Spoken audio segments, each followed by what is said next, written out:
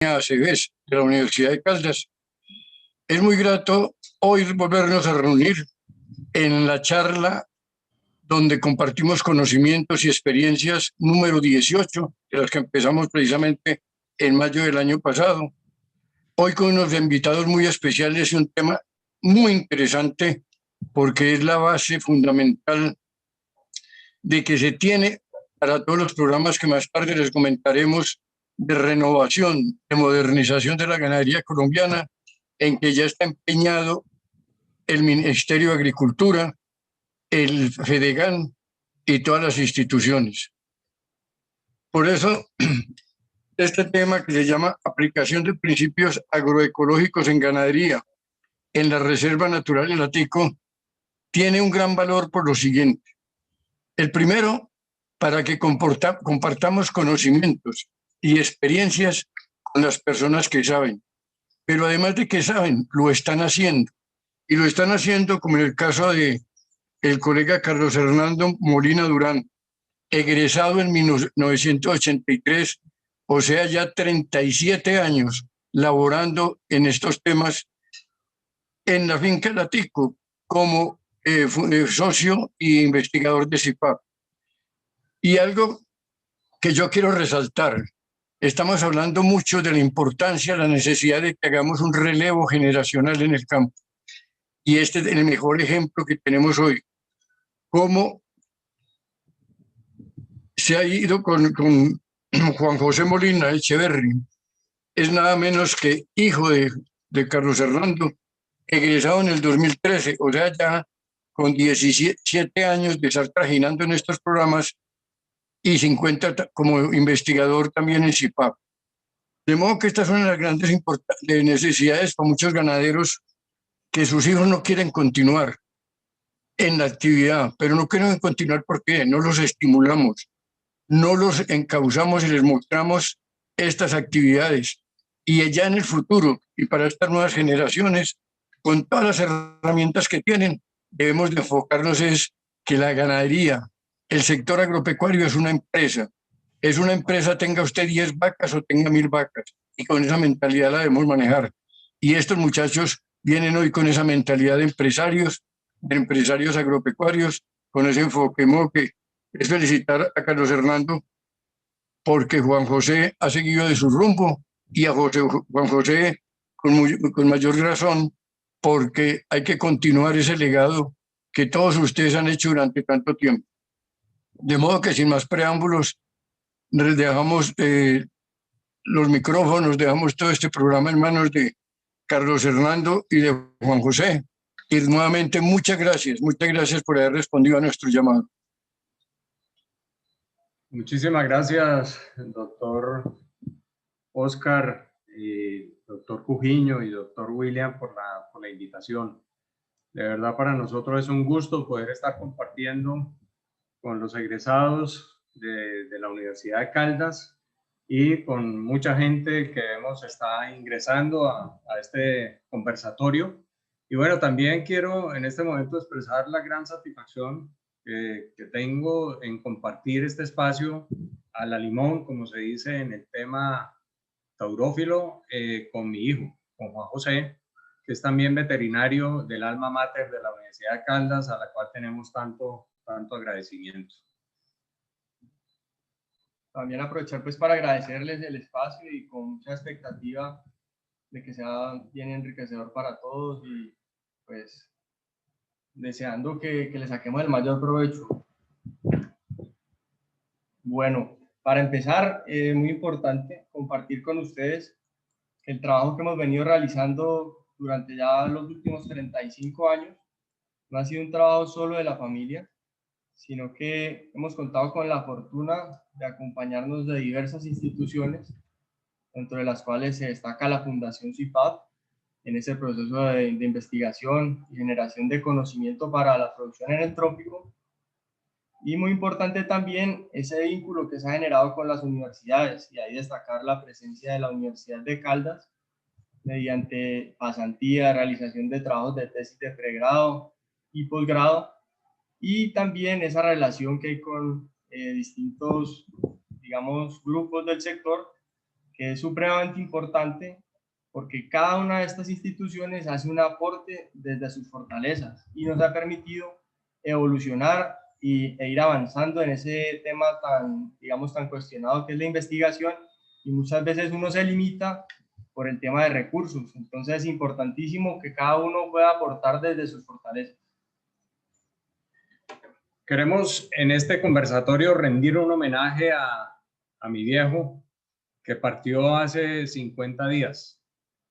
Un homenaje en medio de veterinarios. La realidad es que hemos sido afortunados. En la familia hemos tenido 4 generaciones consecutivas de veterinarios. Aquí no está mi abuelo paterno, que se graduó como veterinario en Cincinnati y que llegó a trabajar en 1915 en pro de la veterinaria y de todos los procesos productivos.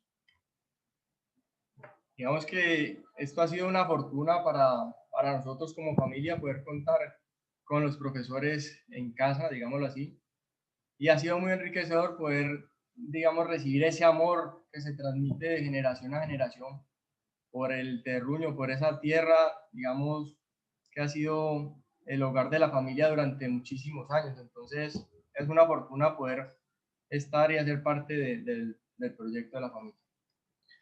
Ya Isabela Tobón Molina, que hace parte de la 9ª generación de la empresa familiar, con 12 años, invitó hace un año precisamente a sus compañeros de colegio y les compartía esta imagen diciendo: amigos, el Atico un lugar de puertas abiertas.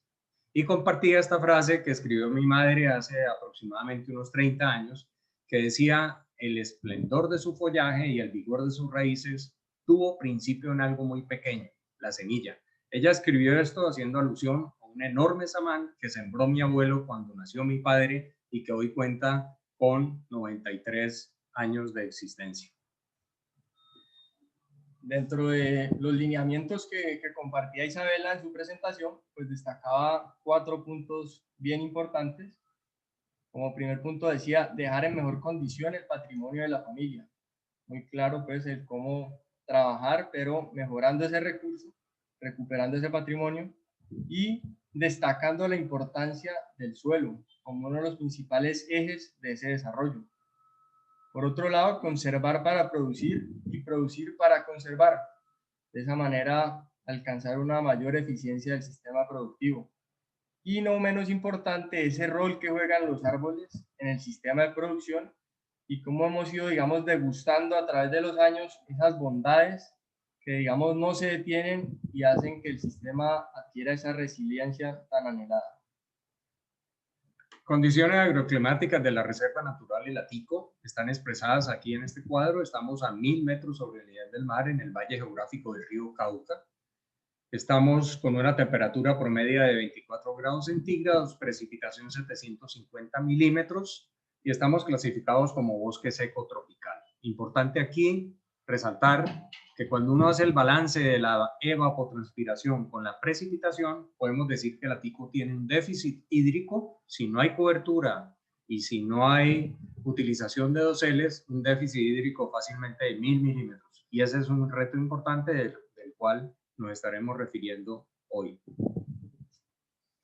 Bueno, también queríamos compartir un poco una investigación realizada por Bernardo Murguedio como trabajo de grado del colegio, en el cual él hizo un estudio de la cuenca del río Amaime, teniendo como referente a la Reserva Natural El Atico y valorando, digamos, la evolución de la cuenca. Entonces es importante destacar que la cuenca está conformada por 104.000 hectáreas. El río tiene un recorrido de 72 kilómetros desde su nacimiento en el páramo de las Hermosas hasta llegar a su desembocadura sobre el río Cauca. Este es el área de estudio, área que corresponde a 44.800 hectáreas que corresponden a la parte baja de la cuenca del río Amaime. Aquí lo tenemos precisamente resaltado en rojo, como ustedes pueden ver claramente, y donde está el asterisco está ubicada la Reserva Natural El Atico. Es importante resaltar que de esas 44.800 hectáreas, el Atico aporta 285 hectáreas. En esta fotografía podemos ver básicamente lo que era la composición de esas coberturas para 1986. Importante destacar, pues, que para este momento contábamos con cultivos transitorios, que son las áreas marcadas en naranja, y se destacaba también el componente de pasturas en ese verde claro, y ya veíamos la presencia de los cultivos permanentes, representados básicamente por caña de azúcar. Ya para el año 2018 vemos una transformación significativa hacia un monopaisaje dominado, digamos, por la caña de azúcar. Me regreso a 1986 y vuelvo al 2018, donde se destaca la presencia de la caña de azúcar como paisaje dominante. Quedan unas pequeñas áreas con cultivos transitorios ubicadas en el municipio de Rosso, en el municipio de Palmira, en Rosso, y sigue el Atico como aportante de un área importante de sistemas ganaderos. Bueno, esta gráfica se podría decir que marca, digamos, el semáforo en rojo en lo que eran las prácticas que estábamos realizando dentro del sistema de producción. Esto fue un análisis de materia orgánica realizado en 1994, donde se valoró el contenido para cada uno de los sistemas de producción. Importante destacar que el bosque, a lo largo de las investigaciones, siempre ha sido esa línea base, ese punto de referencia que nos permite valorar cómo estamos trabajando ese recurso suelo, y como evidencian ustedes ahí, pues se veía que esa materia orgánica en los sistemas tanto semestrales como pasturas, como en el caso de la caña, pues se venía deteriorando, y sobre todo en la caña ya contábamos con un declive del 50%. Para el 2012 es muy grato observar cómo para el caso de las pasturas, mediante el cambio de prácticas y aplicación de principios agroecológicos, en ese asocio tan fuerte con el componente arbóreo, se recupera ese porcentaje de materia orgánica y podemos hablar de hoy en día estar en un promedio del 4%, niveles muy similares a los que presenta el bosque. Y de igual manera vemos cómo en la caña se da una situación similar mediante la suspender prácticas como la quema y el manejo pues agroecológico del cultivo. Este trabajo de 1994 da precisamente origen al cambio en el sistema de producción. Con este trabajo nos dimos cuenta que íbamos por mal camino, que estábamos deteriorando los suelos y nos metimos a la incorporación de principios agroecológicos. Principios agroecológicos que son varios, vamos a estar revisando varios indicadores de estos principios durante la presentación. Tenemos el primero, la integración agrícola, pecuaria, forestal.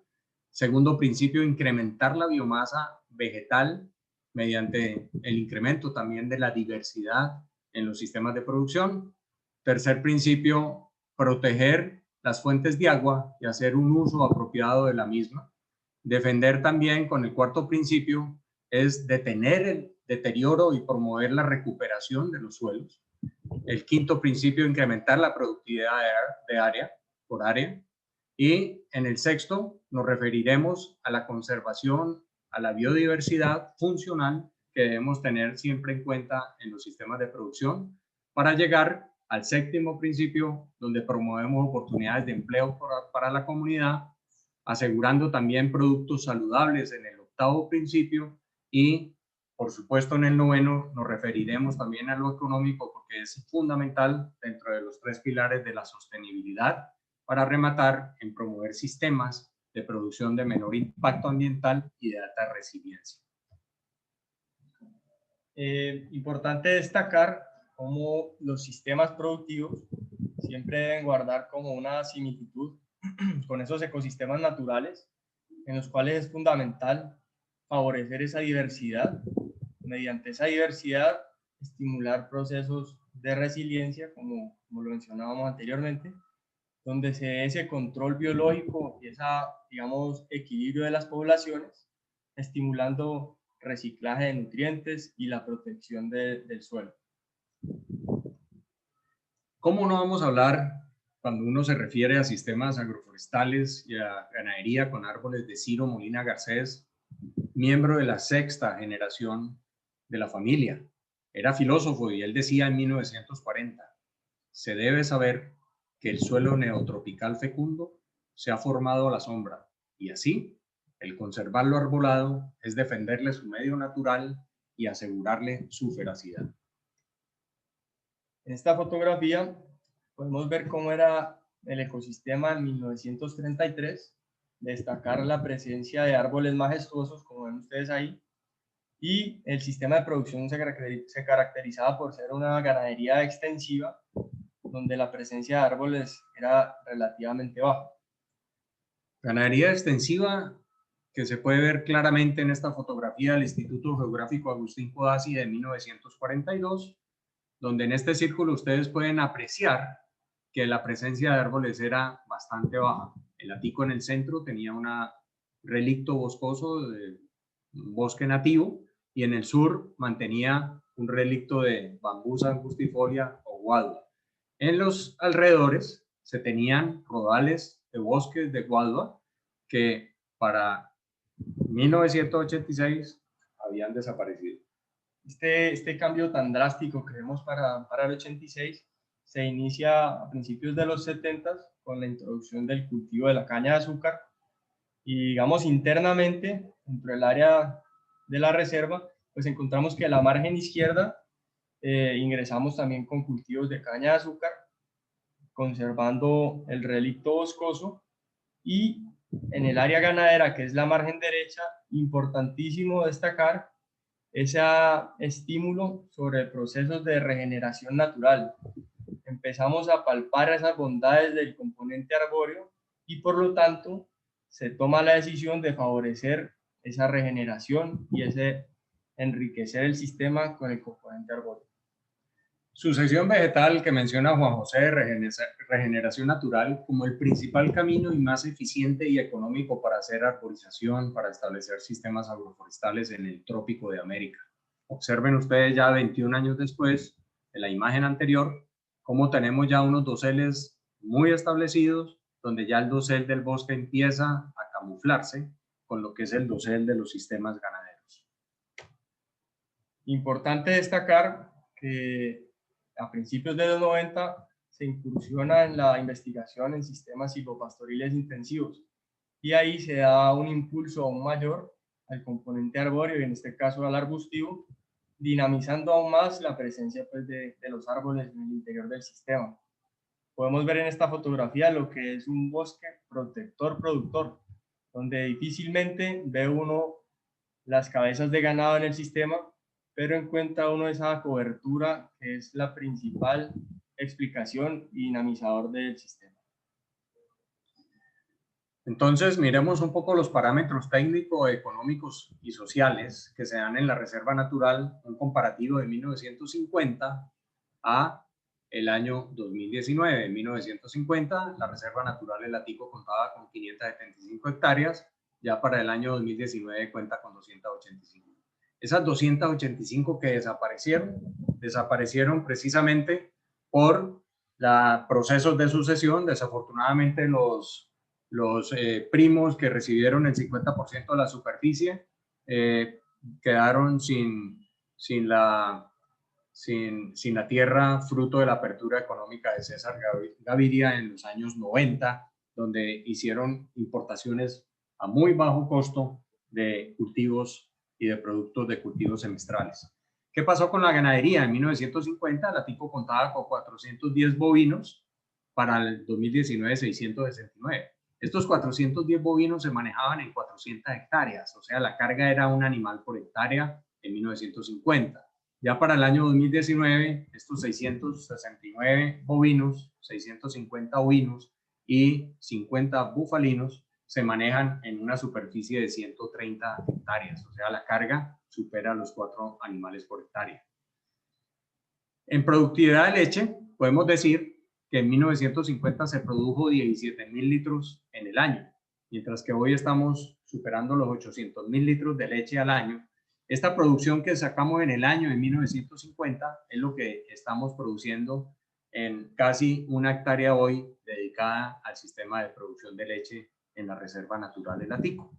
Y no nos podemos olvidar del componente humano, de ese factor social, donde en 1950 con 575 hectáreas, 13 familias vivían del Atico. Hoy 50 familias viven con el 50% de la superficie. Un poco para entrar en materia y hablar de los sistemas silvopastoriles intensivos, nos gustaría, pues primero que todo, definir qué es intensivo de los sistemas silvopastoriles intensivos. Y como primer punto, pues surge destacar la eficiencia de esos procesos biológicos, que son los principales dinamizadores de ese proceso. Y, digamos, también sacar provecho de esa ubicación del trópico que tenemos, esa riqueza de la radiación solar y cómo la aprovechamos en varios niveles de follaje y de esta manera incrementamos esa producción de biomasa. Adicional, pues disparar esa dinámica en recuperación del suelo, lo que es esa actividad biológica, mejorando el parámetro de materia orgánica. Por otro lado, destacar ese asocio con las leguminosas, en este caso la leucadena leucocéfala, haciendo esa fijación de nitrógeno en una alta densidad dentro de las pasturas. Y no aún, digamos, todavía muy importante destacar ese rol que juegan los arbustos y árboles en solubilización de fósforo y otros nutrientes del suelo, que en una pastura de monocultivo pues no se estaría dando esa dinámica. Entonces se podría decir que las entradas a los sistemas silvopastoriles intensivos pues son esos procesos naturales que adquieren esa dinámica, ese ciclaje que los hace resilientes y una opción supremamente importante para la ganadería en el trópico. Ese proceso de intensificación de la parte biológica que bien mencionó Juan José debe ir acompañado en estos sistemas silvopastoriles intensivos de un manejo, valga la redundancia, intensivo, caracterizándose por división de potreros cada vez mayor, cada vez tener áreas más pequeñas con cargas de animal altas, con unos periodos de ocupación cortos, generando unos periodos de descanso suficientes. El éxito es poder llegar a que la superficie ocupada por los animales en un potrero de 1000, 2000 metros cuadrados no sea ocupada sino 8 días al año y esté el resto del tiempo en recuperación y en producción de su capacidad. Por supuesto, el tema del agua es fundamental, llevando el bebedero a los animales y no al contrario, como a veces suele pasar. Por otro lado, pues nos gusta ilustrar un poco esa dinámica de los pisos de biomasa, con lo que llamamos edificio de biomasa, en la cual tenemos en un primer nivel esa riqueza del suelo, estimulando actividad de macro y microorganismos, seguido por un segundo estrato, digamos, con pastos y leguminosas rastreras, estimulando toda esa presencia de leguminosas nativas. Tercer nivel con las arbustivas forrajeras, leucadena leucocéfala en altas densidades, ojalá por encima de las 15.000 por hectárea. En un cuarto nivel, árboles maderables, también asociado con árboles leguminosos y árboles frutales, buscando que este cuarto nivel sea lo más diverso y enriquecedor para el sistema. Por último, encontramos árboles majestuosos como el samán, el orejero, árboles que aportan también nitrógeno al sistema y adicional a eso, desde el componente paisajístico también juegan un rol supremamente importante. También contamos con las palmas, haciendo un aporte de ácidos grasos en la dieta para los animales. Entonces miremos un poco el comparativo de ese monocultivo que tenía la Tico en pastos antes de la década de los 90, que tenía estos parámetros de producción. Estábamos produciendo 23 toneladas de materia seca por hectárea por año. Pasamos con los sistemas silvopastoriles intensivos a estos parámetros. ¿Qué quiere decir? Que mediante la incorporación de los árboles en alta densidad, incrementamos el 27% del forraje producido, de la oferta de alimento forrajero para los animales. Incrementamos el 64% la oferta de proteína, 23% la energía metabolizable, no solamente con la mayor cantidad de oferta de gramíneas, sino también con la oferta de la leguminosa, en este caso la leucadena leucocéfala, que es extraordinariamente interesante desde el punto de vista del aporte energético. Y como ustedes ven, unos incrementos significativos en minerales y por supuesto un incremento en la materia orgánica del suelo también muy interesante para lograr la estabilidad del sistema de producción. Esto acompañado de la reducción de todos los insumos de síntesis química que se utilizaban antes. Nosotros utilizábamos 400 kilos de urea por hectárea por año en un sistema de solo pasto. Pasamos a no depender de este insumo y hacer todo lo que era el fortalecimiento del ciclaje de nutrientes y el fortalecimiento de los procesos biológicos. Esta es una situación, digamos, de las vacas hoy en día en el sistema silvopastoril, en la cual presentan condiciones de bienestar supremamente interesantes. Un poco más de esa diferencia entre el monocultivo de pastos con los sistemas silvopastoriles intensivos. Hoy, ordeñando 245 vacas y manteniendo 65 vacas secas, el Atico utiliza 76 hectáreas del sistema silvopastoril intensivo. En el esquema anterior, tendríamos que utilizar 126 hectáreas para las 310 vacas que conforman el rebaño en producción y el rebaño seco. Estamos produciendo los mismos 10 litros que producíamos antes, pero con una carga mayor. Hemos incrementado el 69% la carga, pasamos de 2.42 a 4.07. Por supuesto, incrementando la carga y estamos teniendo un 65% de incremento en la producción de leche por hectárea por año, incluida el área de las vacas secas. En este caso, se encuentra descrito, digamos, lo que es la importancia del árbol y su efecto sobre el porcentaje de materia orgánica en el suelo. Aquí podemos ver los parámetros de materia orgánica en el suelo en sistemas silvopastoriles con diferentes periodos de establecimiento fuera del dosel versus la situación bajo el dosel. Importante observar esa diferencia a favor de la condición bajo dosel, y de ahí surge el término islas de fertilidad, a esa condición que se da bajo los árboles en términos de mejoramiento de suelo, dinámicas microbiológicas, y supremamente importante comparar esos niveles con los niveles del bosque, donde encontramos que están muy similares y hasta por encima en los parámetros, digamos, de materia orgánica. Y esa materia orgánica, que es la que incluye la vida en el suelo, lógicamente tiene una concentración de bacterias suficientemente alta, como veremos más adelante, y se generan unas actividades enzimáticas muy favorables. Y aquí solamente vamos a mostrar el efecto de 3 enzimas: la beta-glucosidasa, encargada de la degradación de la celulosa para la liberación de la glucosa. Glucosa, que es la energía, el combustible para los microorganismos del suelo, y poder hacer una actividad muy interesante a favor del sistema de producción. Eso hace que la descomposición de la materia orgánica sea muy eficiente, la mineralización se dé, que es importantísimo en cualquier sistema de producción. Por otro lado están las ureasas, que participan en la liberación de nitrógeno inorgánico, y esto es lo que explica por qué un sistema de producción de estos no requiere nitrógeno de síntesis química. Y las fosfatasas ácida alcalina, dejando el fosfato libre para ser aprovechado por todos los elementos del sistema de producción, no solamente por el pasto, sino también por todas las especies arbóreas involucradas.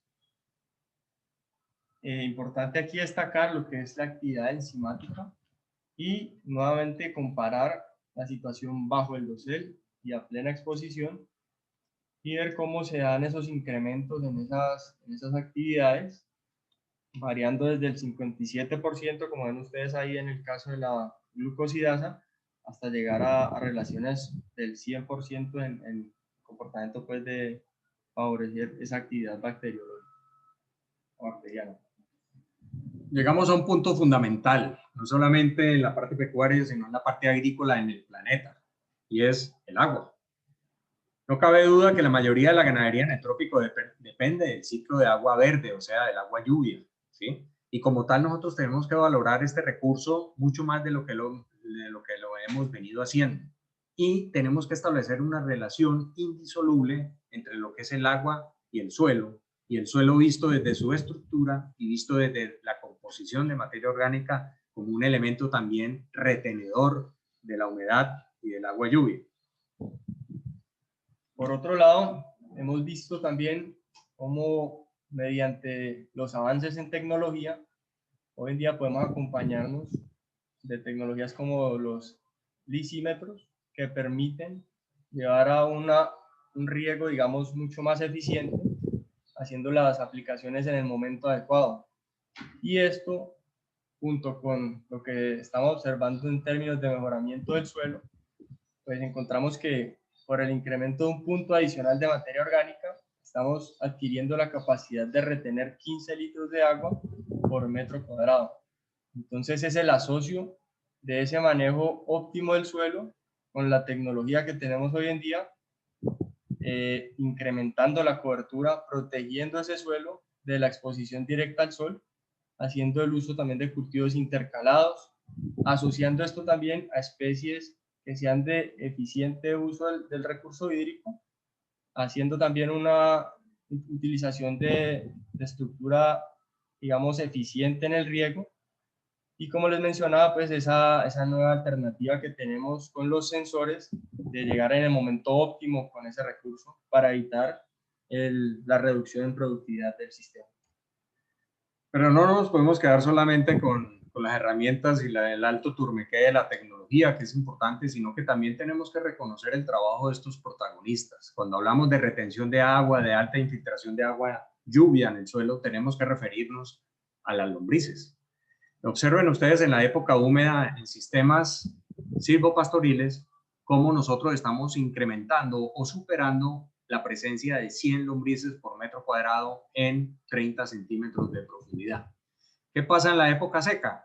Que en los otros usos del suelo, incluido el mismo bosque, la caída en la época seca de presencia de lombrices, porque se profundizan, es mucho mayor que lo que sucede precisamente en el sistema silvopastoril intensivo. Esto quiere decir que el sistema silvopastoril intensivo está presentando un indicador mucho más interesante de resiliencia que en el mismo cultivo de la caña de azúcar con prácticas agroecológicas como lo hemos venido investigando.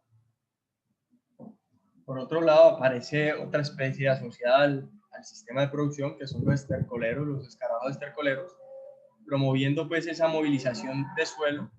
Y no solo eso, sino también disminuyendo el efecto que puede hacer esos ectoparásitos sobre el ganado, haciendo que esas excretas rápidamente queden bajo tierra y se bloquee esa multiplicación de las moscas. Entonces es encontrar cómo estos individuos están haciendo una actividad muchas veces desapercibida, pero que va a favor del sistema de producción. Y hablar de evapotranspiración, tenemos que referirnos necesariamente a cobertura. En sistemas agrícolas, al uso apropiado de los residuos agrícolas, y en los sistemas ganaderos al uso de los doseles como una de las herramientas más eficientes, más económicas con las cuales podemos contar.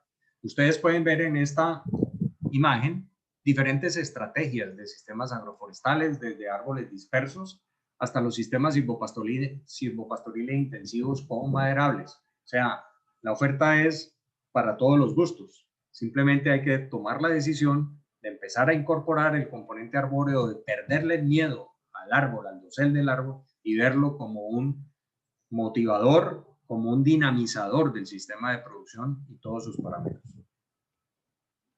En esta gráfica podemos observar lo que es el comportamiento de los lisímetros a través del tiempo, y es importante, como ven ustedes ahí, recalcar esas franjas, saturado, normal y en déficit, que ven ustedes ahí con los diferentes colores, y cómo marca los momentos óptimos para la realización del riego. Ven ustedes aquí, en cada momento, digamos, que llega ya al momento de quiebre, que son 70 kilopascales, esa capacidad para poder las plantas obtener el recurso hídrico, en ese momento se realizan los eventos de riego. En este caso estamos manejando 4 eventos de riego en el cultivo de caña de azúcar. Pero qué bueno hablar en este momento del café con leche. Y el café con leche lo catalogamos como esa mezcla ideal de lo que son las razas criollas y colombianas asociadas a sistemas agroforestales, en este caso a los sistemas silvopastoriles intensivos. Vemos que cambio climático en producción ganadera requiere precisamente de esta alianza, de esta estrategia, de esta integración.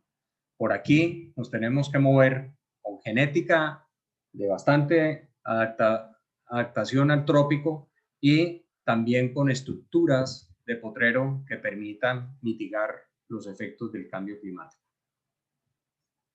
Hablando un poco de la raza lucerna, pues nos gustaría compartir con ustedes lo que son los promedios de la raza. Hablando de producción de leche a 305 días, como ven ustedes ahí, estamos hablando de 3.030 litros, un intervalo entre partos de 12.8 meses, promedio de 135 días abiertos, con un número de 1.8 servicios por preñez. Hablando de la calidad de la leche, encontramos que el promedio de la grasa está en 3.4 y la proteína alrededor de 3.2. Todo este proceso se ha dado a través del tiempo, no solamente en el mejoramiento genético, sino también en el mejoramiento del manejo. Ustedes pueden ver en punteado la línea de tendencia que tiene el promedio de producción por lactancia de nuestras vacas, que ya van superando los 3.000 litros de producción de leche por lactancia por año. Por otro lado, dentro de los principios importantes tener pues en cuenta ese mejoramiento del suelo y ese efecto que se puede hacer mediante un sistema de producción sobre la reducción, digamos, de carbono y fijación del mismo. En este caso, en estudios realizados por la Fundación CIPAF, aunado con el CIA y el Ministerio de Agricultura, encontramos cómo se valora esa captura de carbono en los diferentes componentes de los arbustos y de las pasturas y la implicación que tienen desde el punto de vista práctico en esa reducción de carbono en el ambiente. Captura de carbono que está ligada al sistema radicular, como lo mostraba Juan José anteriormente, pero que también está ligada a la biomasa vegetal. Y aquí podemos ver una diferencia altamente representativa entre lo que es un cultivo de pasto como monocultivo, sistema ganadero convencional, comparado con el sistema silvopastoril intensivo. Vean cómo es en cada compartimento la retención de toneladas, la captura o fijación o retención de carbono por hectárea por año. Aquí vemos en el sistema tradicional, está representada por las raíces finas de las gramíneas y por las pasturas en la parte aérea. En el sistema silvopastoril intensivo entran raíces estructurales de árboles, raíces finas de los pastos, árboles en su estructura aérea, las pasturas producidas ahí en la parte que consumen los animales y, por supuesto, los arbustos, en este caso la leucaena leucocéfala.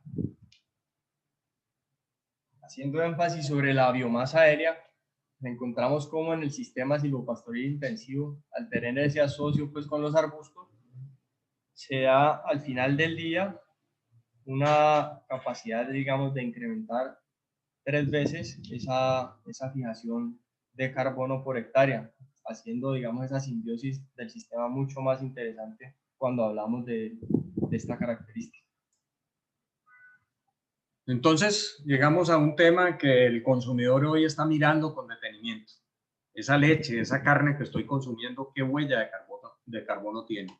Ese kilo de proteína o ese kilo de grasa, ¿cómo se comporta desde el punto de vista de los kilos de CO2 equivalente por kilo de grasa y proteína producidos respectivamente?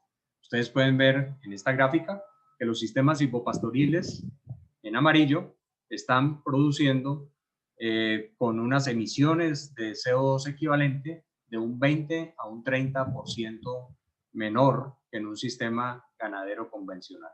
¿Quién aporta las mayores emisiones en el sistema ganadero convencional? Especialmente la está aportando la síntesis química, especialmente proveniente de la urea como fertilizante, generadora del óxido nitroso, que es uno de los gases efecto de invernadero más contaminantes. Por otro lado, importantísimo también compartir lo que se ha hecho en reducción de emisiones por parte ya del animal. En este caso, una investigación realizada con Politúnel, ven ustedes ahí las carpas, donde tuvimos la simulación de dieta de monocultivo con solo pasturas y el sistema silvopastoril intensivo haciendo ese aporte de pasturas más el arbusto, encontrando los siguientes resultados. Los resultados fueron muy interesantes. Un poco se esperaba que tuviéramos un mayor consumo y por lo tanto mayores ganancias de peso. Por lo tanto, ese 20% de mayor consumo de materia seca generó 200 gramos adicionales en ganancia de peso en estas novillas de levante, novillas de 200 kilos. Por otro lado, vemos ya digamos el resumen de ese efecto, de esa simbiosis del arbusto y la pastura, cómo implica una reducción significativa en términos de esas emisiones. Ven ustedes el comportamiento de monocultivo versus el del sistema silvopastoril, una reducción bien importante en ese sentido. ¿Qué pasa en términos de productividad? Es interesante ver en esta línea roja cómo desde 1996-97 que se hicieron los primeros establecimientos de sistemas silvopastoriles intensivos, nosotros empezamos a descender en la necesidad de área. Nosotros necesitábamos del orden de 89 hectáreas antes de sistemas silvopastoriles y luego nos ubicamos en las 55 hectáreas que utilizan las vacas en producción de leche. Cuando metemos las vacas secas, estamos llegando a las 70, 76 hectáreas que mencionábamos anteriormente. Desde el punto de vista de producción de leche por hectárea, miles de litros, observen ustedes que nosotros producíamos cerca de 7.000 litros y metemos los sistemas silvopastoriles, nos ubicamos en más de 18.000 litros hasta el año 2005, donde suspendimos riego en el sistema ganadero y nos ubicamos en las áreas que tenemos destinadas a la producción de leche en una producción de 14.500 litros, sin incluir, en este caso, sin incluir las vacas secas.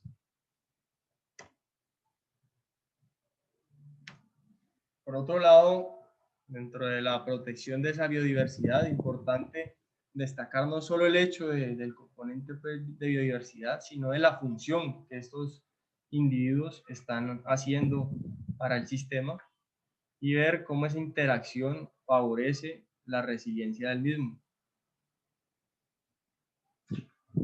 Resiliencia que está caracterizada por muchos aspectos. Nosotros hemos visto en el tema de la biodiversidad funcional unos efectos muy interesantes en control de ectoparásitos, no solamente porque llegan estos protagonistas llamados coleópteros estercoleros que esconden rápidamente a 30 centímetros de profundidad el estiércol, sino también porque al incorporarlo rápidamente al suelo se disminuye la presencia de las mosca brava, la liperosia y la Stomopsis, que son moscas bastante complejas en la transmisión de hematozoarios. Entonces aquí tenemos un sistema más resiliente también desde ese punto de vista, donde la biodiversidad funcional juega papel fundamental. Hoy se ha convertido en uno de los elementos más importantes en el control de garrapata en el hatico del Boophilus, precisamente la incorporación de toda esta biodiversidad funcional, donde aquí ustedes ven dos de los protagonistas. La garza blanca, consumidora de la garrapata adulta, incluso estando pegada a los animales o cuando cae para hacer su oviposición, y por supuesto el efecto de los cucarrones estercoleros. Esto mejora la capacidad de subsidiar el propio funcionamiento, el reciclaje de nutrientes, la regulación biológica de pestes y por supuesto la productividad. En este cuadro ustedes pueden ver 5 estudios que hicimos, 2 de avifauna, 1 de hormigas, mariposa y arañas en diferentes usos del suelo. Aquí está el bosque, nuestra línea base, el sistema silvopastoril intensivo, caña agroecológica y caña convencional. Vean la riqueza que tenemos de especies para cada uno de los estudios y podemos aquí determinar de los 5 estudios, en los 4 usos del suelo, cuáles fueron los menos ricos en diversidad.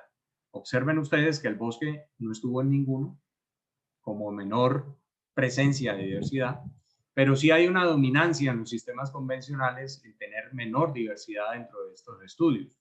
Y empieza a aparecer otro elemento fundamental. Cuando uno pone la lupa para revisar los de alta diversidad, aparece el bosque en uno de ellos, que es mariposas, dando la mayor diversidad, pero qué buena sorpresa encontrar que los sistemas con principios agroecológicos, sistemas silvopastoriles intensivos y caña agroecológica ocupan 4 de los 5 estudios como mayor diversidad. ¿Qué quiere decir esto? Y nos lo enseñó la biología, que definitivamente con los sistemas de producción, con la implementación del principio agroecológico, nosotros podemos prestar un servicio ambiental fundamental en el mantenimiento, multiplicación de la diversidad. Esta fotografía es muy diciente, digamos, de lo que se da en términos prácticos dentro del sistema, como uno de esos individuos, pues, como es la garza, está haciendo control de la plaga, en este caso, el consumo, pues, que se da sobre las pasturas en épocas de verano, y también haciendo un control de garrapata sobre la garrapata adulta, pues, en los individuos, en las vacas.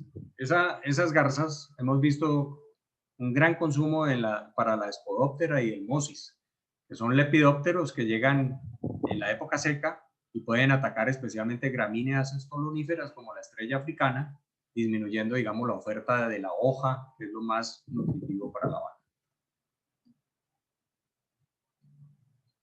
Aquí podemos ver un estudio que se hizo con Luis Carlos Pardo Locarno sobre macroinvertebrados en el suelo a 30 centímetros de profundidad. Qué sorpresa tan interesante ver que en la caña convencional solo teníamos 78 kilos por hectárea de macroinvertebrados, representados en lombrices, en coleópteros, en miriápodos, en hormigas, en todo lo que pudiera verse a simple vista. Encontramos esta carga, digamos, en un sistema convencional de caña. ¿Qué pasó para los sistemas agroecológicos? Tanto para el caso de la caña como para el caso de la ganadería, encontramos 440 kilos por hectárea de macroinvertebrados. Quiere decir que nosotros tenemos en estos sistemas agroecológicos el volumen, el peso de una vaca por hectárea trabajando en esos primeros 30 centímetros a favor del sistema de producción.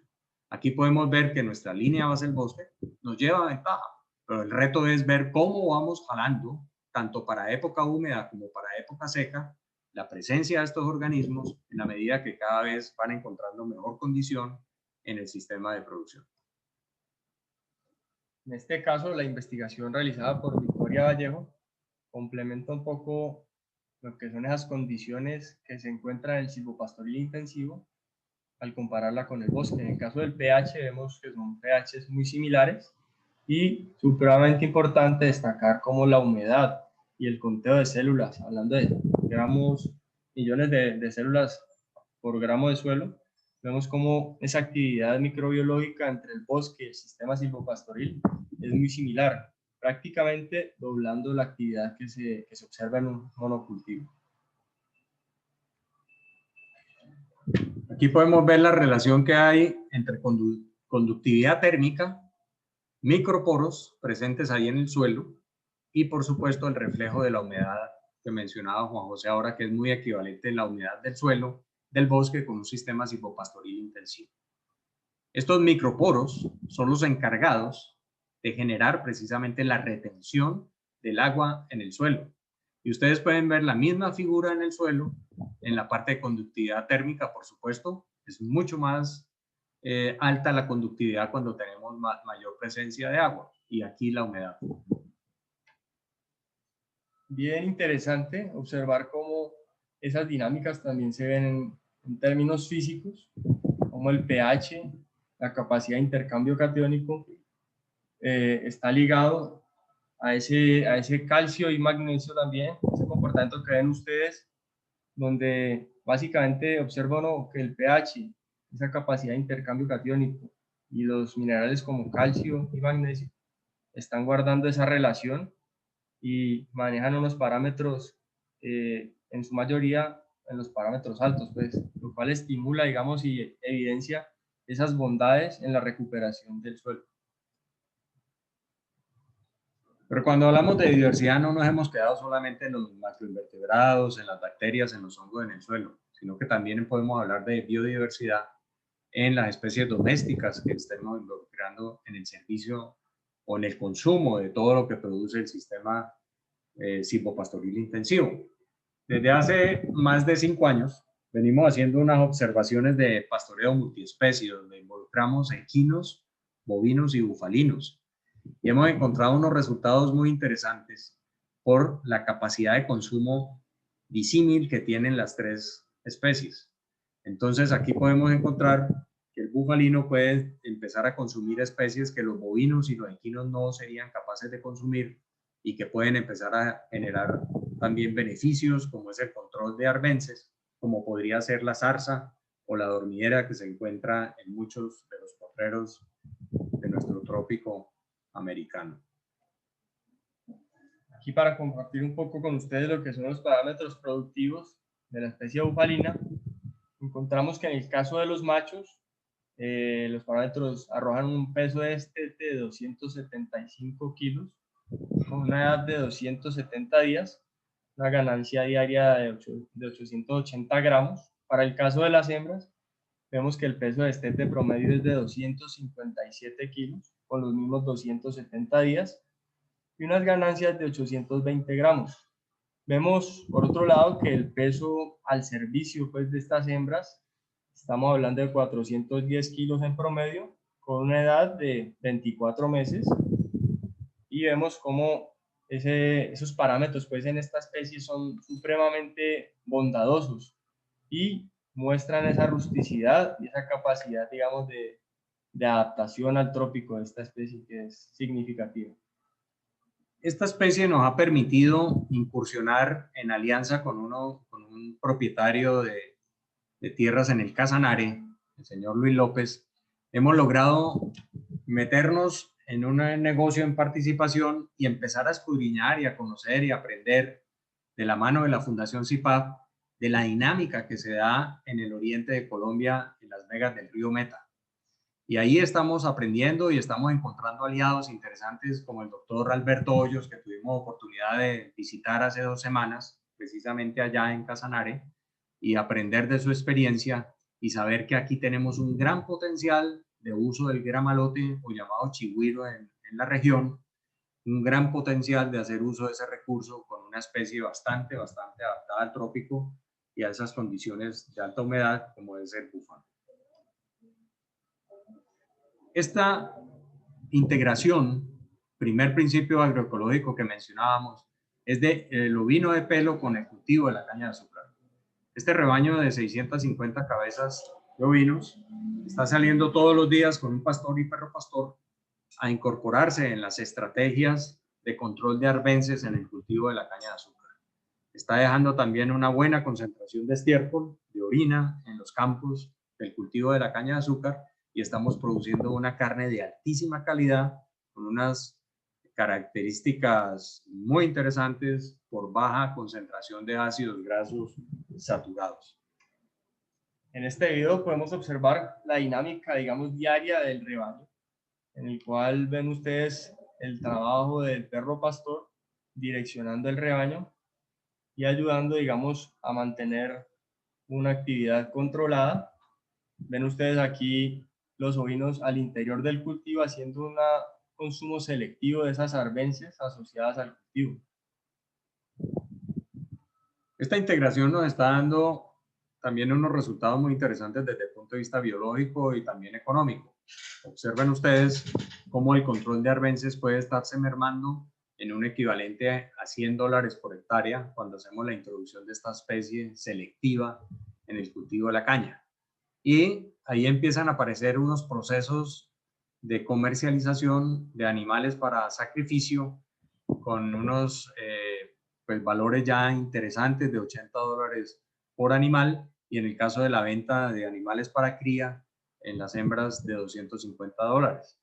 Y lo más interesante que vemos de esta alianza es encontrar el aporte de $8,000 por año que podemos tener equivalente al estiércol que entregan estos animales en el momento del confinamiento cuando llegan de hacer su trabajo de campo, porque estos son nuestros principales contratistas.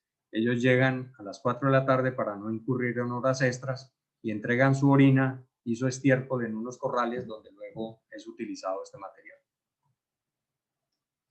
Por otro lado, entrando en asegurar productos saludables para el consumo de la población, pues encontramos que el fuerte de nuestros productos, digamos, la producción láctea, pues se destaca como mediante el uso o digamos, dietas basadas en silvopastoriles intensivos con suplementaciones estratégicas mediante la utilización de sus productos, estamos obteniendo leche de altísima calidad.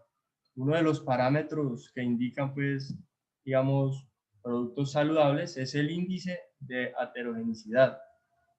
¿Qué indica este índice? Básicamente es el potencial de obstrucción de las arterias.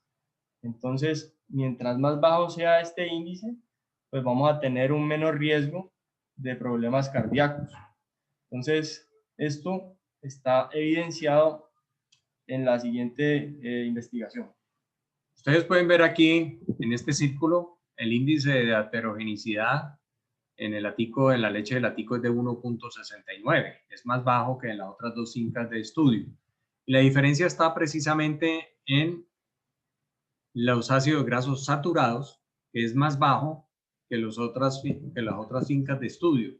Y, por supuesto, empiezan a tener mayor peso los insaturados para generar una leche muy parecida a la leche materna humana, en el caso de estas leches nutracéuticas, leches que tienen unas características muy interesantes, no solamente para niños, sino también para adultos y ancianos. Estos, digamos, son algunos de los productos que, gracias al convenio que se realizó hace 3 años con Celema, pues se llega con la leche orgánica al mercado nacional y se hacen unos productos, digamos, derivados, que son los quesos, queso mozzarella, también el yogur griego y la mantequilla ghee, que están, digamos, disponibles y orgánicos, pues certificados para el consumo de la población. Como podemos ver, esa alianza con Manizales, con Caldas, sigue vigente, no solamente en la formación como profesionales, sino también en la integración en procesos industriales de esta leche orgánica por primera vez en la historia moderna del país. Pero también tenemos otros clientes que están utilizando en procesos artesanales la leche para producción de productos altamente nutricionales, en este caso el yogur griego orgánico Goa, que produce Martín Molina aquí en la región, con unos resultados muy interesantes y con alta demanda de ya mucha gente que lo va conociendo. Entrando en ya parámetros económicos, esta gráfica nos muestra, digamos, la evolución en términos del precio del litro de leche y el valor, pues, que se da al productor. Vemos cómo desde 2008 hasta el 2020 se da esos ciclos donde se observa un incremento en la producción, en el precio, seguido luego de un declive y nuevamente un incremento, y esa es, digamos, la condición, esa dinámica, pues, del mercado a nivel nacional. Y gracias, digamos, a esa diferenciación en los últimos años, pues hemos conseguido incrementar ese valor del precio y mejorar, digamos, la condición, digamos, la actividad económica, pues, en la empresa. Importante destacar, digamos, precios de 2019 para el litro orgánico fue de 1.600 y en 2020 hablamos de 1.800. Esta barra azul, digamos, es el promedio ponderado en el cual se vendió, pues, la totalidad del volumen, pues, de la leche. No cabe duda que la diferenciación y hablar de industrialización de estos productos cada vez más reconocidos por los consumidores es fundamental para la estabilidad económica y la sostenibilidad de estos negocios ganaderos. Como bien lo decía el doctor Perea al comienzo del conversatorio. Esto era lo que le pasaba a Latico en la línea base. Latico estaba por debajo del punto de equilibrio. Nosotros metimos los sistemas hipopastoriles, estos se gastan unos 3 años en consolidar ya el sistema y empezar a tener una separación entre los ingresos totales de la finca y los costos totales de la finca como aparecen en las barras verdes. Entonces, cuando tenemos esta diferenciación es porque los procesos biológicos se van consolidando en el tiempo y van prestando los servicios que queremos también desde el punto de vista financiero, desde el punto de vista económico. Es apostarle al capital natural y no al capital financiero. Por otro lado, vemos aquí el comparativo, digamos, de los ejercicios, teniendo la situación de monocultivo de pasto, En el caso de monocultivo vemos el margen de utilidad es negativo. Luego pasamos a un sistema silvopastoril sin el valor agregado, donde ya empieza a generar una utilidad del sistema, y simulando la dieta, perdón, la ecuación ya con el valor agregado en la totalidad del volumen producido, pues es un incremento bastante importante, y digamos hacia allá es donde está direccionada pues el interés de la empresa. Entonces, podemos hablar y reconocer esta frase del doctor Enrique Murguedito y del doctor Thomas Preston en 1992, cuando nos dicen: el trópico ofrece todas las ventajas para una era del desarrollo sostenible, pero no solo se requiere una decisión política, sino también decisiones gremiales, sectoriales, regionales y ante todo decisiones personales, para reconocer que el futuro les pertenece también a otras generaciones humanas y a las demás especies que comparten el maravilloso planeta de la vida. Después de conocer esta realidad, hay que actuar en consecuencia. Para cerrar esta presentación, queremos compartir con ustedes este video hecho por Juan José el día de ayer. Aquí ven ustedes las guacamayas banderas sobrevolando el sistema de producción del Atico. Libremente están trabajando en el Atico desde el año 2004, reproduciéndose. Ya tenemos cuantificadas cerca de 15 crías de guacamaya bandera y llegaron porque reconocieron ahí el Hotel 5 Estrellas y se establecieron y se están multiplicando. Muchísimas gracias.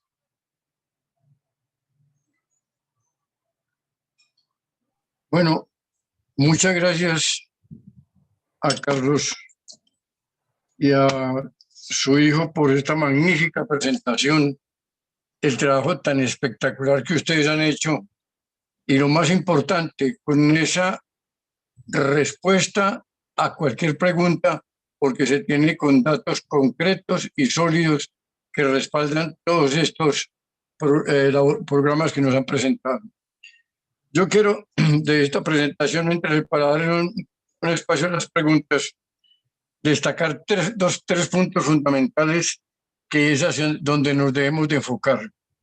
Muy claramente lo planteaban los amigos Molina, y es la importancia de la agroecología.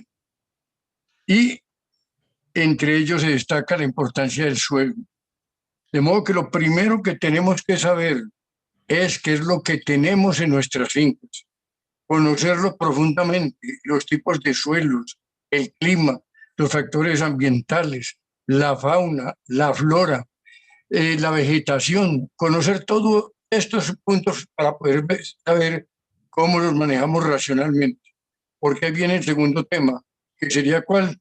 El de trabajar con sostenibilidad, que es el gran compromiso que se tiene en la ganadería colombiana, que debe ser una ganadería sostenible, conservando el medio ambiente, pero algunos dirán, sí, perfecto, pero entonces el dinero, ahí está también mostrado, cómo generando un valor agregado, sacando productos de mejor calidad, diferentes al mercado tradicional, las ganancias pueden ser superiores.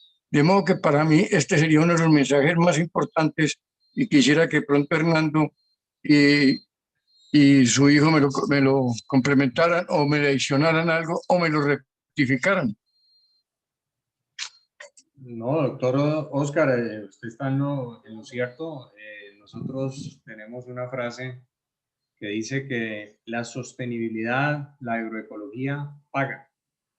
O sea, definitivamente muy contrario a lo que cree la gente, que los sistemas agroecológicos, los sistemas limpios, los sistemas de producciones orgánicas, piensa la gente que son demasiado costosos, son insostenibles. Aquí la realidad es que lo que le estamos dando fuerza es al capital natural. Ustedes han visto durante la presentación toda la importancia que nosotros le damos a la vida presente en el suelo, a la vida... Lo puedo dejar aquí. A la vida presente en el suelo, que consideramos que es la esencia de estos sistemas de producción. Muy bien, entonces les damos espacio a las preguntas y Juan Santamaría nos hace dos preguntas. Buenas tardes. ¿Los árboles fueron sembrados o por regeneración natural? Y la otra pregunta que nos hace es, los arbences, ¿hay control de arbences por medios químicos, manuales o cómo la composición del estrato bajo en cuanto a pasto y otras especies? Creo que pues en la presentación algo se habló de eso, pero valía la pena que lo ampliáramos, doctor Hernando. Listo. Para responderle a Juan la primera pregunta, digamos, como se mostró en la presentación, el salto inicial, digamos, el más representativo en términos de los árboles, pues fue estimular esa regeneración natural, aprovechar las bondades que tenemos en el trópico en ese sentido y básicamente darle la libertad al sistema de expresarse mediante esas especies pioneras y a ir fortaleciendo el componente arbóreo. También se realizó siembra a partir de los 90 direccionado a la introducción del arbusto de la leguminosa, la leucana leucocéfala, pero digamos que la cobertura de ese estrato arbóreo se podría decir que en su mayoría es regeneración natural. Entonces es ver esa riqueza y cómo mediante tomar la decisión de dejar a un lado esos herbicidas, se da un impulso a esa aparición de estas especies que se convierten en el dinamizador y en el recuperador de suelos dentro del sistema. Entonces, tocando un poquito el tema de arbences, pues, como mencionaba, el químico en la producción nuestra abolido desde finales de los 70 y esto genera esa dinámica en términos de buscar alternativas como las especies animales, en este caso el ovino, para el control de arbences en el cultivo de la caña y a nivel, digamos, del sistema ganadero, el control de arbences básicamente está ligado a control manual y sobre todo estimular ese pastoreo eficiente, de tal forma que las pasturas tengan en esos periodos adecuados tanto de ocupación como de descanso. Ahí está la garantía, digamos, la explicación principal para poder tener un sistema sustentable pues, y que se pueda mantener a través del tiempo. Otra pregunta que nos hace el amigo Juan es, ¿los ovinos no consumen la caña? Los ovinos es de las especies más selectivas con la cual podemos nosotros trabajar en especies domésticas.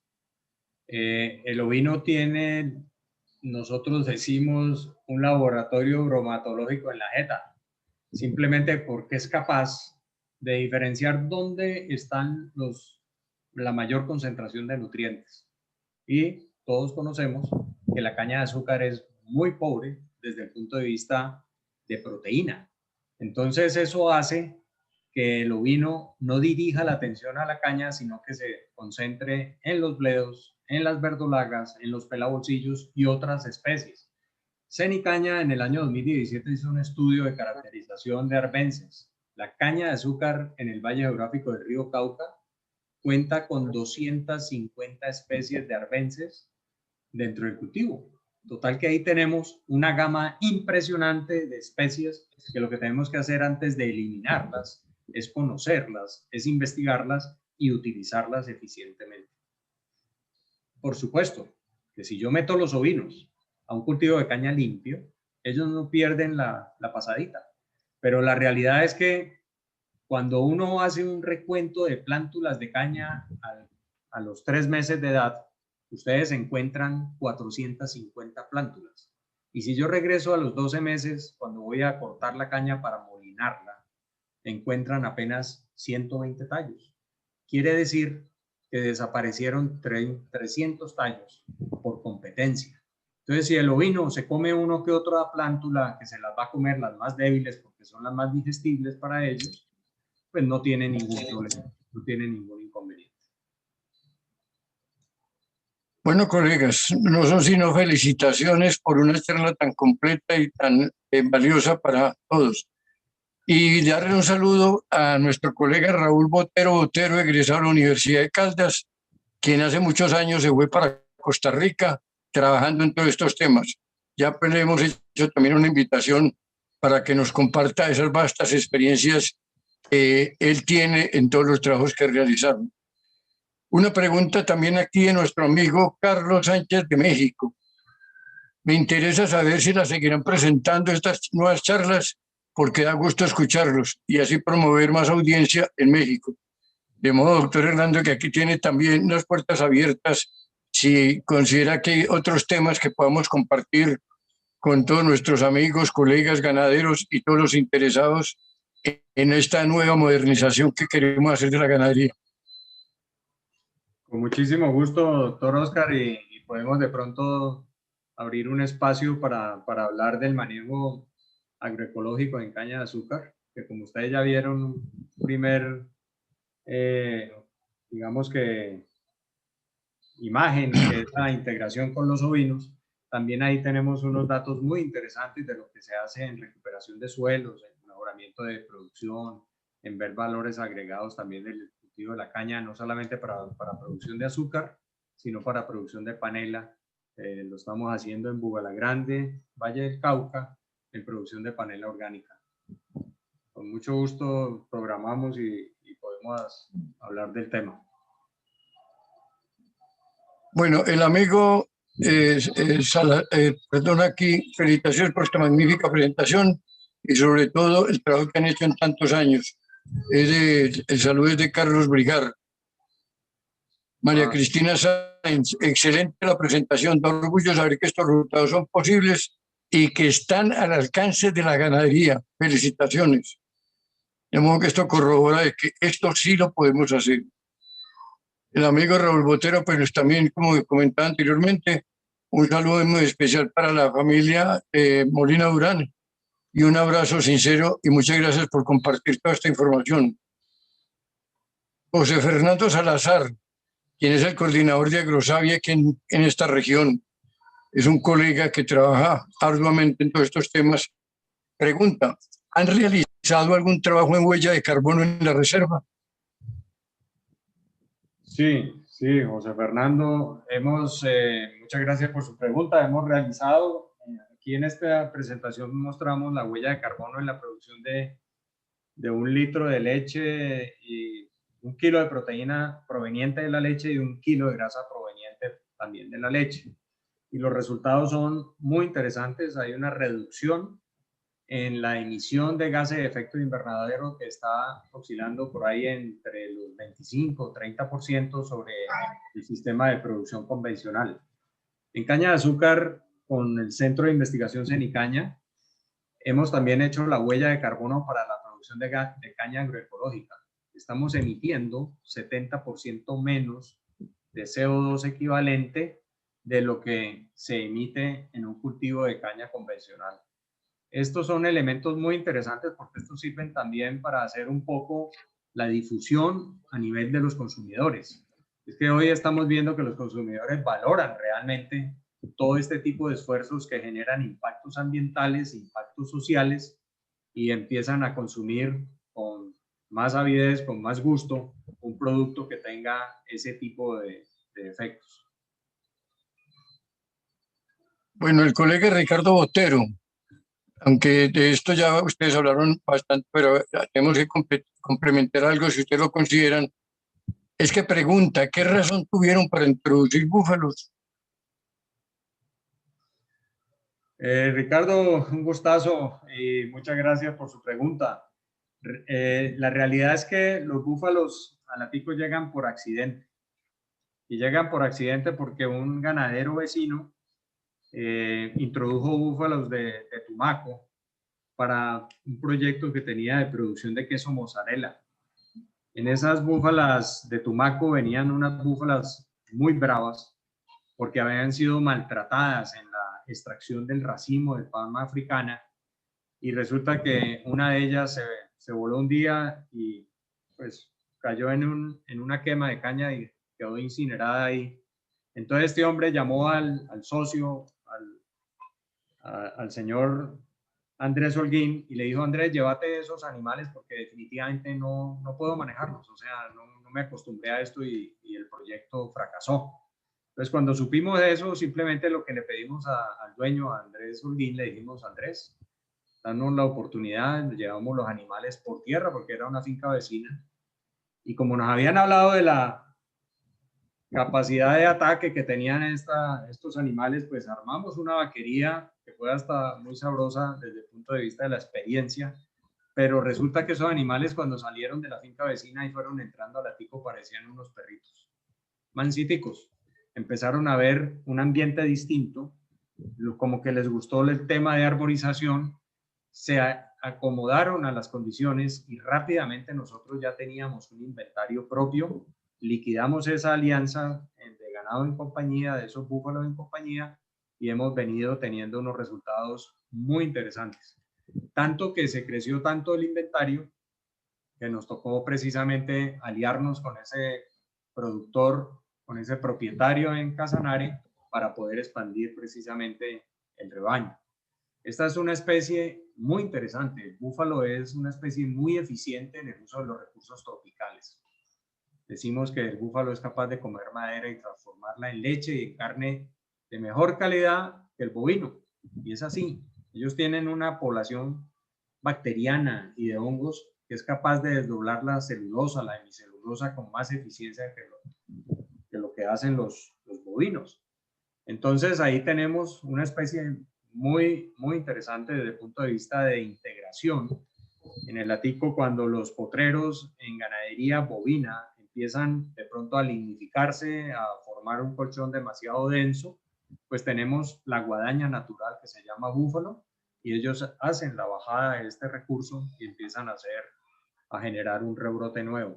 Total que es una especie maravillosa. Creemos que el búfalo va a tener que jugar un papel cada vez más preponderante en la ganadería nacional y en la ganadería del mundo por todas esas características tan interesantes. Bueno, encontramos aquí dos colegas que ya están trabajando en este tema y que siempre están pendientes de nuestras charlas, como es Gustavo Hoyos, quien les envió un conversatorio espectacular, Carlos Hernando y Juan José. Y de las conferencias, esta conferencia la hemos grabado, quienes estén interesados nos colocan su correo para hacerla llegar. Y otro pues que me decían que está dedicado a la Vía Buena ya, que parece que está jubilado. Qué bueno encontrarlo aquí, el amigo Emiliano. Saludos para todos ustedes, Emiliano y Gustavo, si nos quieren compartir las experiencias que usted ya está trabajando con el tilo y otros renglones en su finca. ¿Puedes abrir el micrófono, por favor, William?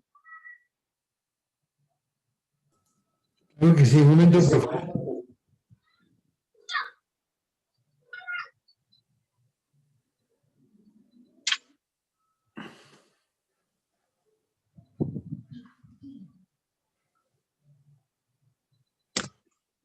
Bueno, mientras tú le abres el micrófono, mire, hay otras preguntas aquí. El área de pastoreo ovino, pues yo creo que lo dijeron el espectador anónimo, es que ya no tiene riego, ¿verdad, Fernando? El área ganadera, desde el año 2005, se le suspendió el riego en las épocas secas. Pero dadas las condiciones de cambio climático y sobre todo que ya tenemos una infraestructura donde no requerimos de doble bombeo para utilizar riego en ganadería, desde este año hemos iniciado unas investigaciones sobre manejo estratégico del agua en la época seca y creemos que vamos por buen camino. Hasta ahora lo que estamos viendo es que el consumo de agua en un evento de riego en ganadería del atico en un sistema silvopastoril está en promedios de 1.600 a 1.800 metros cúbicos por hectárea, el evento de riego. Y nosotros con un evento por época seca, o sea, estaríamos hablando de máximo 3.600 metros cúbicos de agua por hectárea, podríamos estar dando una producción estable al sistema ganadero. Cuando nosotros comparamos esos 3.600 metros con la caña de azúcar del atico, donde también tenemos suelos recuperados, suelos bien estructurados, y suelos con muy buena concentración de materia orgánica, podemos decirles que en caña de azúcar estamos utilizando 6.000 metros cúbicos y es el 50% de lo que utilizan los agricultores convencionales de caña en la región donde estamos nosotros. Entonces, De hecho, nosotros estaríamos utilizando casi el 50% de lo que la finca utiliza en caña en ganadería. Quiere decir que tiene toda la justificación empezar a manejar esos números y esos resultados. Ya les contaremos más adelante cómo va siendo el proceso y el alcance que pueda tener esta estrategia. Muy bien, Roberto Sánchez dice, muchas gracias por tan excelente charla. Si quiero implementar un sistema silvopastoril en un bosque ya conformado, ¿qué se debe hacer para afectar lo menos posible ese bosque? Bueno, primero que todo, pues como conocer un poco de qué tipo de bosque, digamos, a qué altura está el hombre con su finca y pensar también en que ese bosque como tal habría que hacerle de todas formas una pequeña intervención en términos de generar como esa luminosidad adecuada, porque como ven ustedes el sistema en el video que tenemos ahí está bastante copado, digamos, por esas copas de árboles, pero siempre es importante mantener ese equilibrio, pues ese balance en ese acceso pues de luz hasta la base del sistema. Entonces, en ese sentido sería como hacer un direccionamiento en podas estratégicas de esos árboles que ya tiene Roberto establecidos en su sistema y por otro lado acompañarse pues de esas especies nativas que él ha visto que ya en su bosque digamos están presentes, ver cuáles son las que mejor se adaptan para esa propuesta del sistema silvopastoril, porque muchas veces uno se ve como en la necesidad de implementar o de traer especies desde afuera y la respuesta está muchas veces ahí en la misma finca. Entonces es también la invitación a ir un poco observando cuáles son las especies presentes dentro de la finca y ver cuáles son las que puede el hombre, digamos, aprovechar para estimular esa transición hacia un sistema productivo protector. Complementando lo que acaba de decir Juan José, invitaría a Roberto a que hiciera una valoración muy precisa con alguna universidad, con el departamento de biología, para tener una valoración precisa del peso que tiene el bosque en su sistema de producción. Porque de pronto la solución no es intervenir el bosque, sino mantener el bosque y sacar especies del mismo para establecer en forma aledaña, enriquecer los sistemas que están en solo pasturas. Como no conocemos en detalle, pues es difícil dar recomendaciones, pero lo primero es conocer muy bien la riqueza que hay en ese bosque y ver hasta dónde vale la pena o no intervenirlo para volverlo un sistema silvopastoril, o más vale ampliar en otras áreas el esquema arbóreo.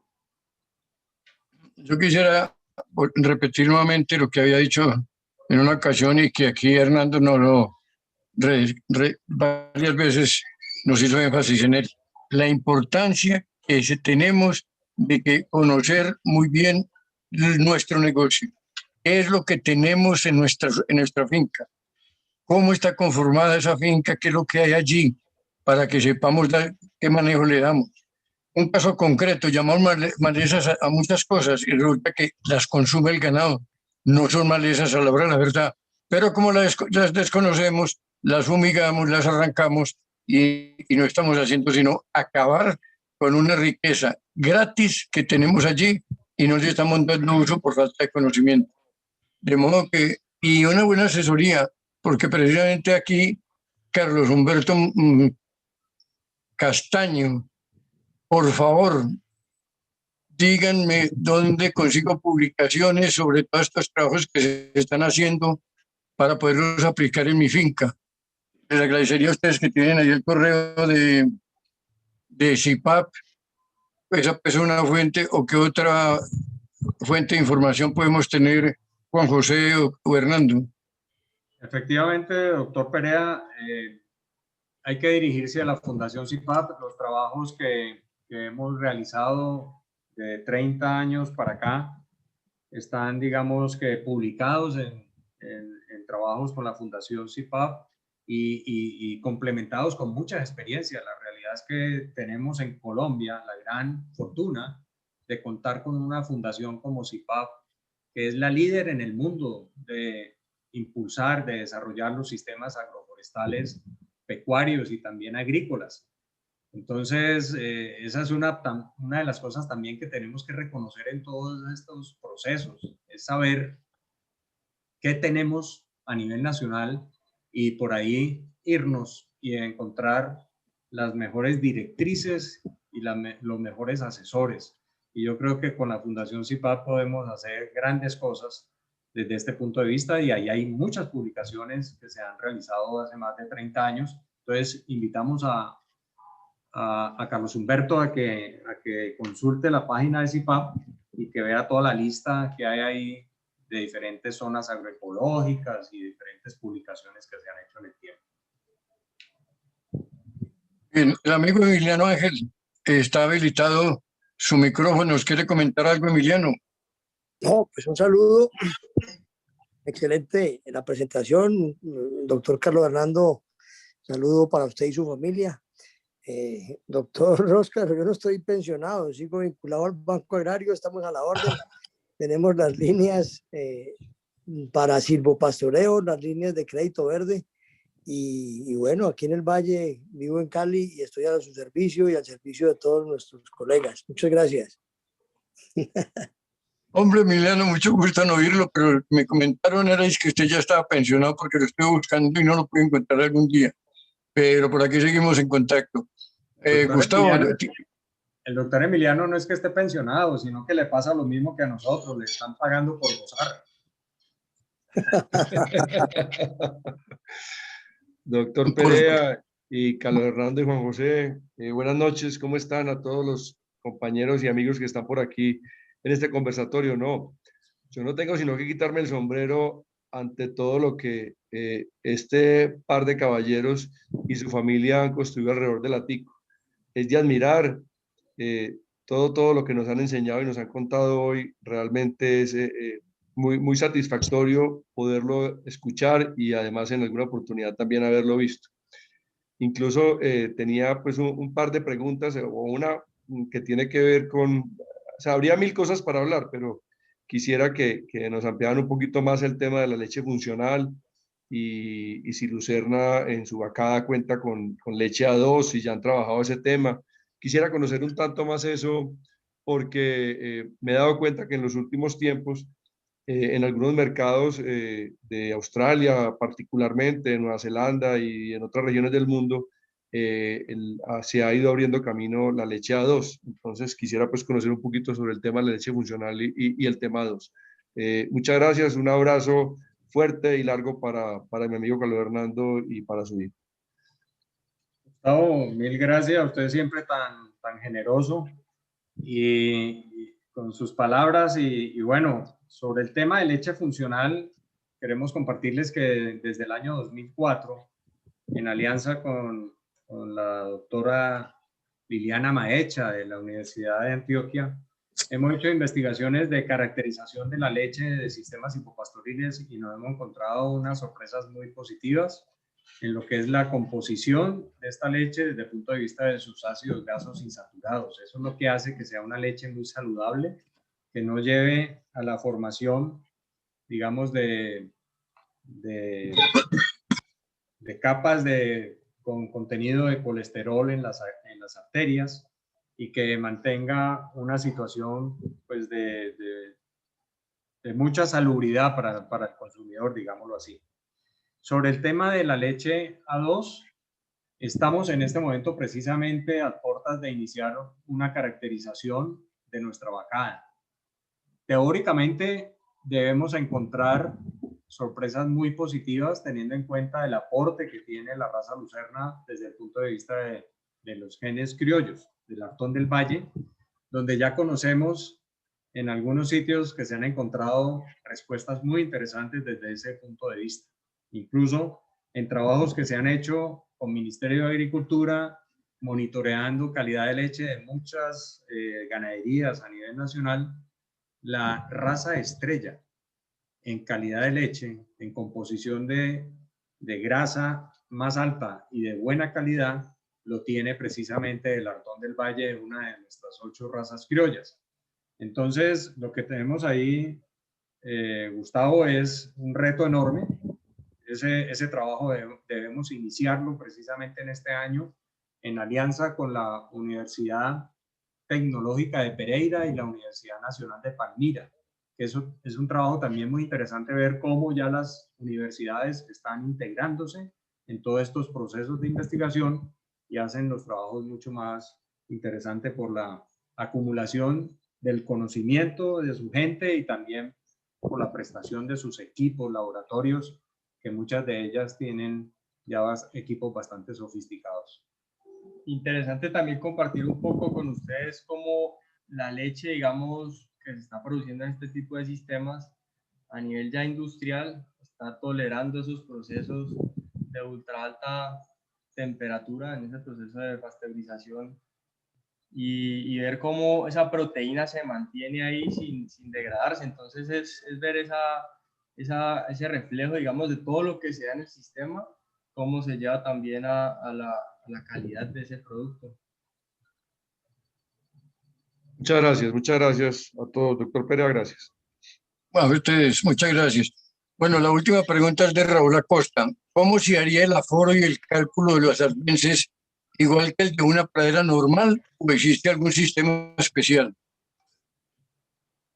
En caña de azúcar estamos utilizando la misma metodología, la del marco de metro cuadrado, y estamos haciendo los aforos de la misma manera, al azar. Hacemos la cosecha de las arbences y se van para el laboratorio. Sobre el tema de análisis de arbences en ganadería con la Fundación CIPAP, hemos hecho unos trabajos muy interesantes de caracterizar precisamente bromatológicamente esas especies que habían sido eliminadas, como la escobadura, el mallorquín, que eran eliminados, digamos que sistemáticamente con herbicidas de los potreros, y nos hemos encontrado que son más ricas desde el punto de vista nutricional que las mismas gramíneas que pretende el ganadero mantener en forma completamente en monocultivo. Entonces, definitivamente lo que tenemos que hacer es dirigir más tiempo a la observación, hacer la lecturaleza que tanto hablaba o habla León Octavio Sorno, es meter tiempo ocioso, productivo, en revisar qué está comiendo la vaca, cómo lo come y hasta dónde lo come, y luego empezar a trabajar en laboratorio y ahí nos encontraremos sorpresas muy interesantes en todo ese proceso de investigación. Bueno, quiero leer un aporte que nos hace el colega Raúl Botero.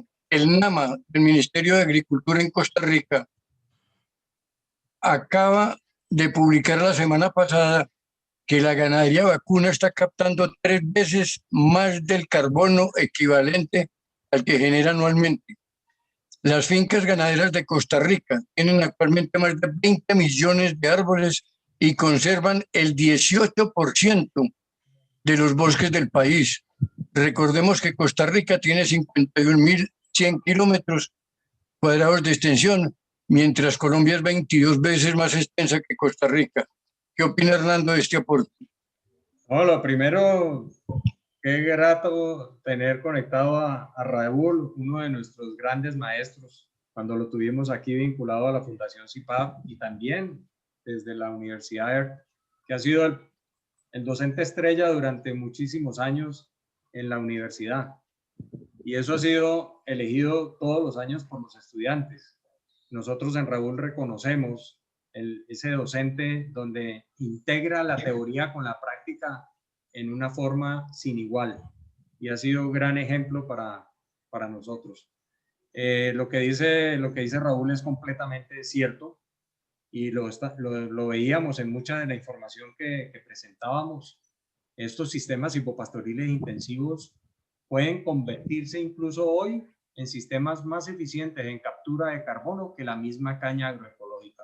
Si nosotros sumamos todos los componentes, ya estamos viendo que la captura de carbono estable no solamente en el suelo, sino en la estructura de árboles que van para utilizarse en piezas de madera de largo plazo, tienen esa gran capacidad y las emisiones son pues muy pequeñas para lo que es la captura que hace de carbono estos sistemas diversos donde se combinan estas gramíneas con estas leguminosas, muchas de ellas arbóreas y que ejercen unos papeles desde el punto de vista ambiental enorme.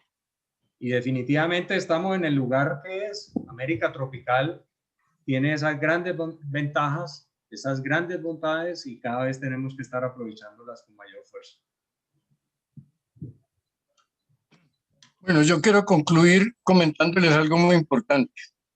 La ganadería sostenible, programas silvopastoriles, respondiendo a las frases que colocaron los doctores Preston y el doctor Murgueitio, ya tiene la respuesta del gobierno y de los gremios. Se han constituido la Cámara de la Ganadería Sostenible para el país y tiene los siguientes apoyos. El primero, los trabajos que durante 4 años se hizo CIPAC para demostrar que este programa eran posibles llevarlos a cabo. Y fueron trabajos hechos con el Banco Mundial, con el gobierno británico, que le dan una seriedad y un respaldo a lo que se realizó. Entonces, por ahí, y ya el presidente Fedegan lo dijo muy bien esta semana, va a ser el programa bandera y se van a dedicar a él. El segundo, el gobierno nacional además está a punto de sacar a finales de este mes o a principios de marzo la línea de crédito para los programas de ganadería sostenible, revisar también la línea que se tiene hoy de programas silvopastoriles, llevándola hasta 10 años de plazo y con unos intereses del DTF +2 para pequeños, del DTF +4 para medianos y del DTF +5 para grandes. Y también se va a sacar una línea de crédito que la van a revivir para la compra de tierra. De modo que estos son programas importantes. En el tema de la educación, también les comentamos que Fedegan ha firmado un convenio con la Fundación Universitaria del Área Andina para formar tecnólogos en 3 años y para formar técnicos en 2 años.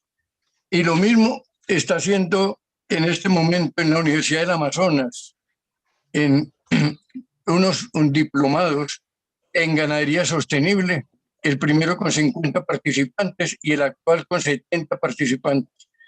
Con todos estos datos, nosotros hemos recopilado esta información con el gran apoyo de Fernando Uribe, y la semana entrante, a las 8:30 de la mañana, Dios mediante, tenemos una cita en la Universidad de Caldas para llevarles la propuesta que estamos haciendo para que la Universidad de Caldas, que no tiene razón de que cuando usted habló que las leches nutracéuticas las están estudiando en la Universidad Tecnológica y no recuerdo la otra, no aparezca en la Universidad de Caldas, cuando aquí también hay un amigo, un colega como es Alberto Hoyos, que está trabajando en estos temas.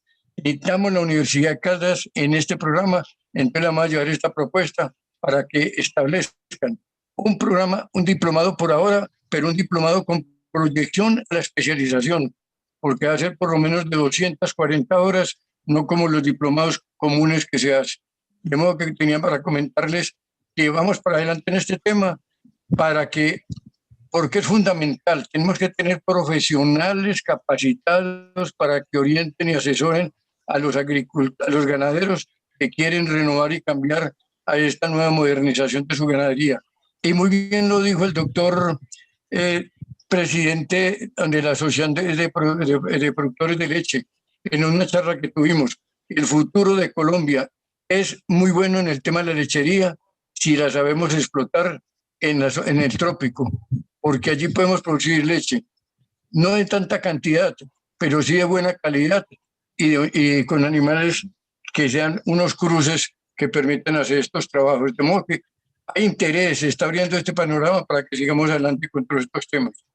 Yo no sé si tienes algo que adicionar, Hernando y Juan José, para que cerremos esta charla. Yo antes me gustaría agregar algo que fue parte importante de esta charla y el doctor Carlos Hernando lo manifestó, y yo quiero hablar de relevo generacional.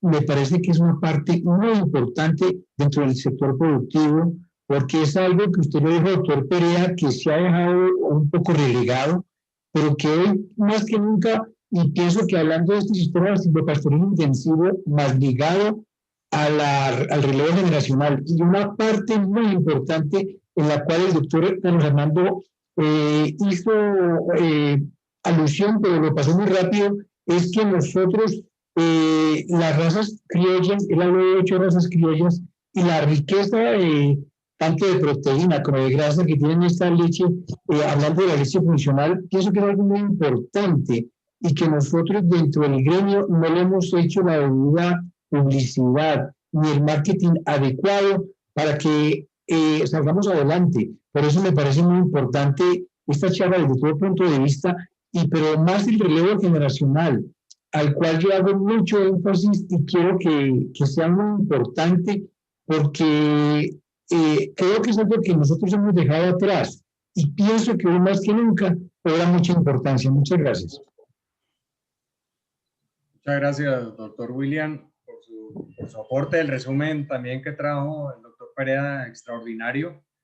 Ese es un trabajo, digamos, interinstitucional, donde CIPAP, en alianza especialmente con Fedegan, han venido promoviendo desde el año 2004 una alianza eficaz en lo que tiene que ver con la utilización de recursos para la notificación y transferencia de este tipo de sistemas productivos. A mí no me queda más que agradecerles a ustedes por abrir esta oportunidad, por haber tenido esta fortuna de estar en contacto con amigos y de estar compartiendo lo que más nos gusta. Seguiremos con el compromiso, con ese legado que nos dejó el viejo, de seguir contribuyendo en la formación, en el establecimiento de sistemas productivos sostenibles. Seguiremos trabajando duro en estos principios agroecológicos y publicando y dando a conocer todos estos beneficios, porque a la final esta información es la que va a convencer a los productores de meterse en este tipo de alternativas de producción. No hay otro camino. Estos sistemas agroforestales llegaron para quedarse.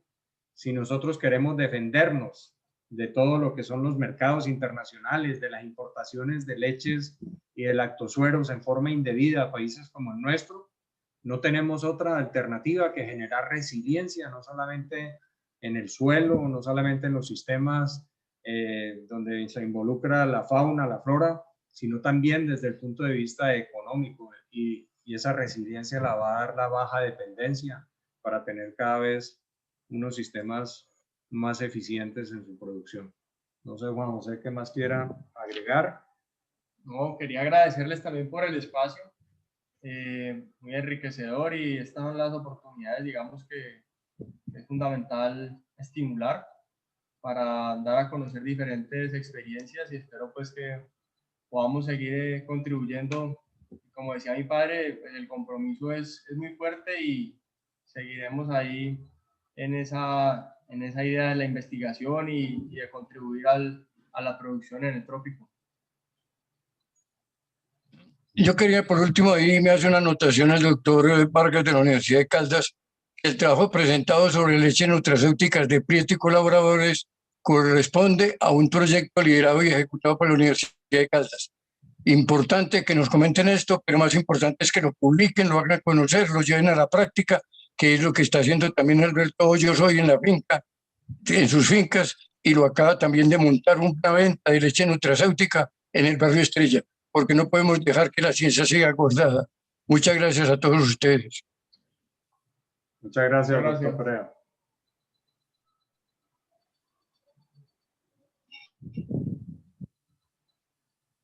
William no les está escuchando. Doctor William, no tiene el micrófono apagado.